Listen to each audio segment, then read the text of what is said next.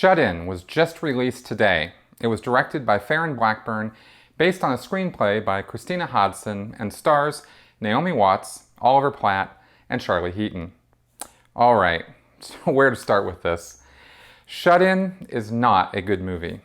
For me, it actually harkens back to the old ABC Movie of the Week style entertainment from the 1970s, which included such treats as Steven Spielberg's directorial debut, Duel, starring Dennis Weaver, and such craptastic nonsense as Moon of the Wolf with David Janssen and Jeffrey Lewis.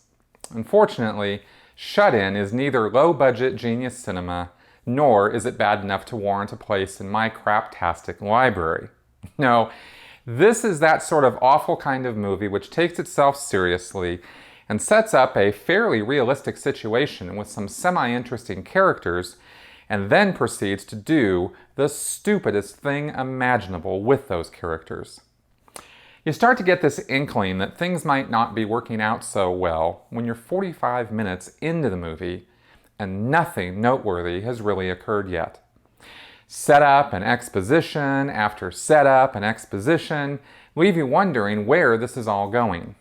The setup specifically involves Naomi Watts as clinical psychologist Mary Portman, who's happily married and has a troubled stepson, Stephen, who's about to be shipped off to boarding school after being expelled from his public school.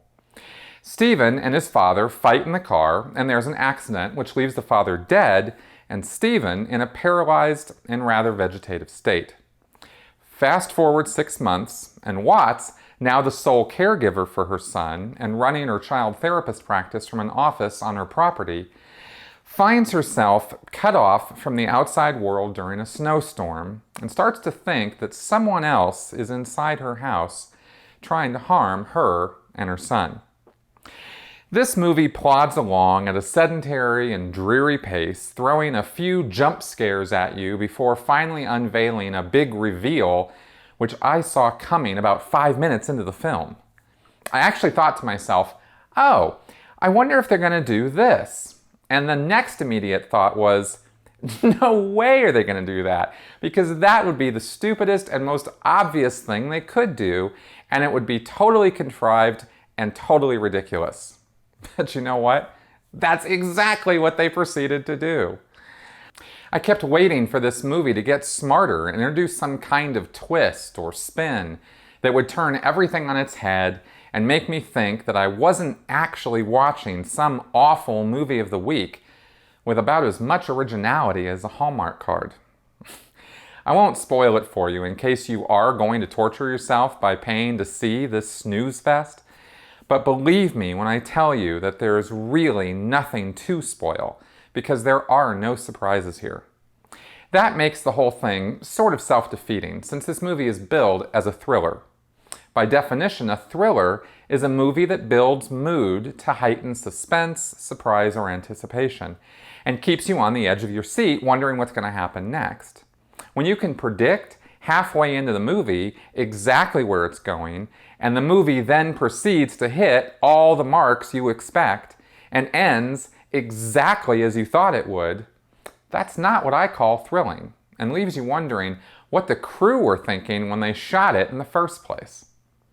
I will say that Naomi Watts certainly struggles to bring something to her role as a concerned and then terrified mother, and Jacob Tremblay does a really good job as a deaf-mute patient of hers who ends up playing a larger role than you at first think. Everyone else is pretty much showing up for a paycheck, including director Farren Blackburn, who comes up with maybe 1 or 2 clever shots, but otherwise puts about as much into this as a paint-by-numbers portrait. Blackburn has done quality work on Doctor Who and Daredevil, so there's really no excuse for the nonsense that goes on here. I was very surprised when I found out that first-time screenwriter Christina Hodson's story was actually on the blacklist for 2012, meaning it was one of the most liked screenplays for purchase that year. Now, there are lots of ways that a screenplay can be interpreted, so I can't lay blame entirely on Hodson for this disaster.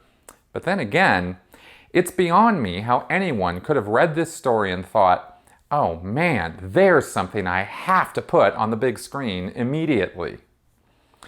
I'm giving Shut-In a rating of total suckage. I highly recommend you not waste your time or the time of anyone you know or love, because they will hate you for it. You'd have a much better time going out to the ice skating rink or, I don't know, maybe retarring your roof. This one is a total waste. You let me know in the comments what you think. I'd love to hear your feedback if you think I missed the boat somehow. If you haven't subscribed to my channel, go ahead and do so now and check out some of my other amazing content. You won't be sorry. Thanks for watching, and I'll see you again soon.